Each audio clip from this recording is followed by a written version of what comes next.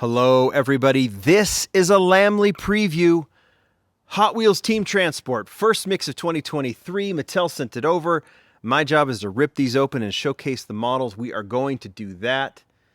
This is a great mix, lots of variety. We have Adam LZ's Drift Mustang. We have Chris Marion's Very JDM K&N Sylvia.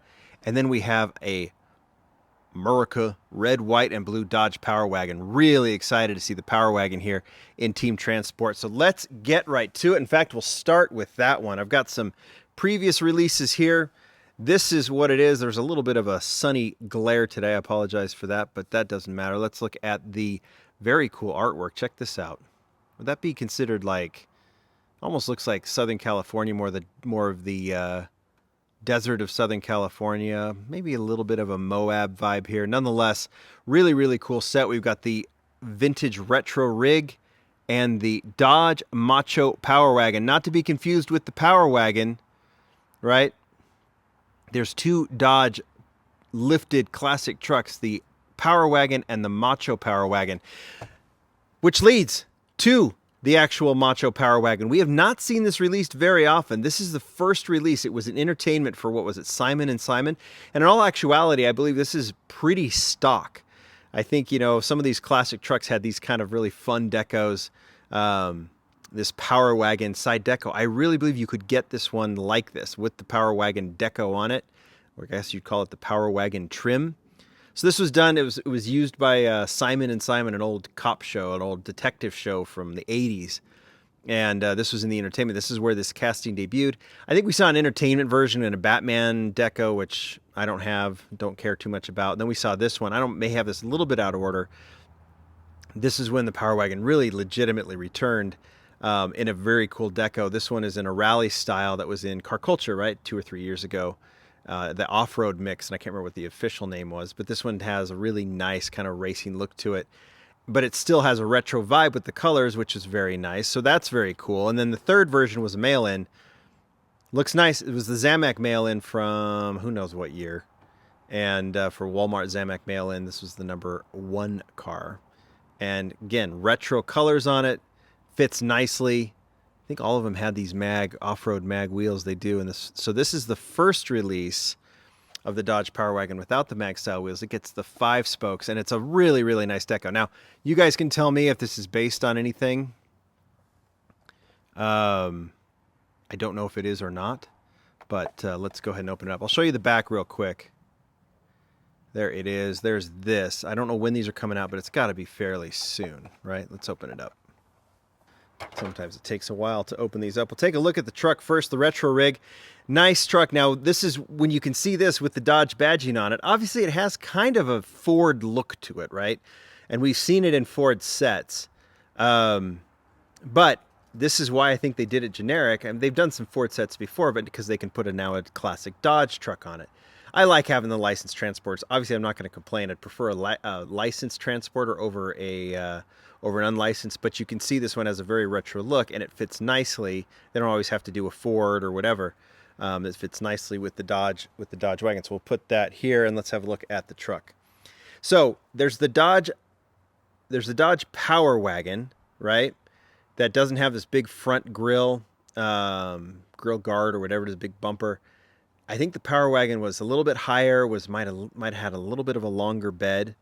I don't know in car terms what the Macho Power Wagon had versus the regular Power Wagon, but I know in the Hot Wheels world, it is slightly bigger. Just a little bit more lifted, a little bit bigger, just kind of a little bit more truck oomph. And I've always liked this casting, so I'm really happy to see it, and it barely fits in my Carney displays. But it does fit, so that's good. And having the plastic bumper means it can scrape a little bit as I kind of push it in. Love the red, white, and blue deco on this one. It has a real cool retro vibe to it, which I love. Obviously, it's a 1980. It just seems to fit perfectly. The 5 spokes look awesome on this. I am stoked to have it. It barely fits on the back of the truck, but it fits, so we are good. All right, I'm going to move these over here. Let's get to the Sylvia. Sakura Sprinter. This has been there since, I think, the very beginning of Team Transport. And the Nissan Sylvia, the S13. We've had the S14, the S15 in premium. Now the S13 makes its way from basic to premium.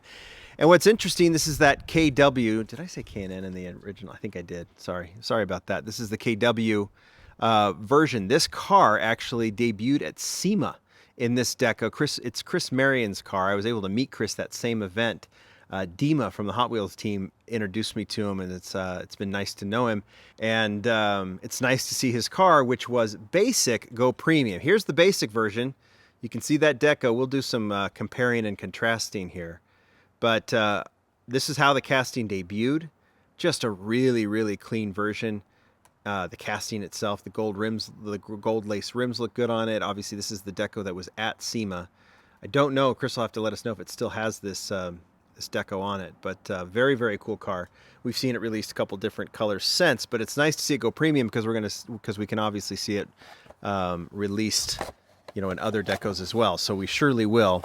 But it's nice to have a premium version. I'm sure Chris is not complaining having a premium version of his car. Let's get these out. Toss some stuff. Obviously, we'll look at the Sakura Sprinter really quickly. Pretty clean on the cab. And then you get this matching deco.